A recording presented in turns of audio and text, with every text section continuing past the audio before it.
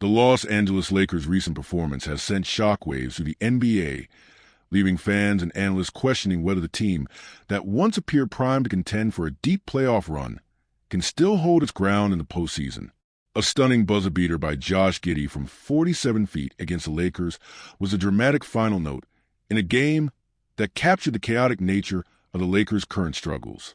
Despite the breathtaking nature of that ending, it's the larger issues with the Lakers' sustainability, particularly in the critical fourth quarter, that demand urgent attention. As impressive as the dramatic finish was, the Lakers' inability to close out games has become a glaring issue. In their latest matchup against the Chicago Bulls, the Lakers conceded 113 points in the final quarter, a staggering statistic that reflects serious defensive lapses. LeBron James and Luka Doncic, two of the league's most talented players, combined for just 7 points in the fourth quarter, underscoring the team's offensive and defensive issues down the stretch. This has been a recurring theme for the Lakers, who have now dropped 8 of their last 12 games. The question remains, can they maintain the necessary stamina and intensity to make a deep playoff run, especially when every game in the postseason feels like an additional season packed into a short span of time? While the Lakers are dealing with internal struggles, their crosstown rivals, the Los Angeles Clippers, have quietly emerged as a team to watch in the Western Conference.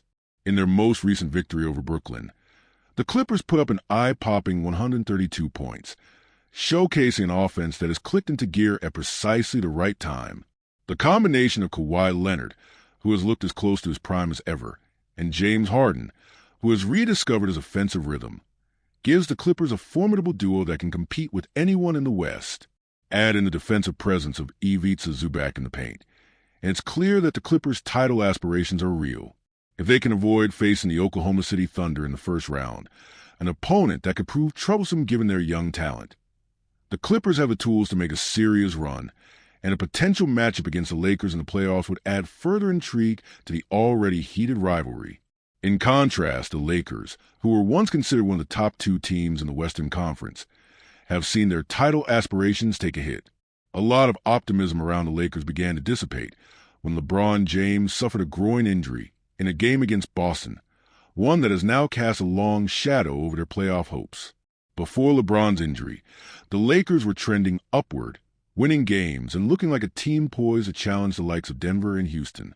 However, in the aftermath of his injury, the Lakers' defense has faltered and their offensive rhythm has become erratic, particularly in the clutch moments. Adding to the Lakers' struggles is the team's lack of consistency from beyond the arc. Against the Bulls, the Lakers shot just 1 for 9 from three-point range in the fourth quarter, an abysmal 11%. Meanwhile, the Bulls shot 11 for 14 or 49% from deep, demonstrating just how out of sync the Lakers have been. Even with Austin Reeves playing some of his best basketball, scoring 30 points on 10 for 17 shooting, the Lakers' inability to execute in critical moments is concerning. Reeves has emerged as one of the league's most promising third options, and his performance has been one of the few bright spots of the Lakers during this rough stretch. But perhaps the most pressing issue facing the Lakers is the physical state of LeBron James. Reports suggest that LeBron is still far from 100%, with sources indicating that he's currently playing at around 75 to 80% of his full capacity. At 40 years old, LeBron's ability to withstand the demands of a playoff run has to be in question, with the Lakers' defense slipping and Luka Doncic struggling to contribute on that end of the floor, currently leading the league in blow-bys. It's clear that the team is missing the defensive presence they once had.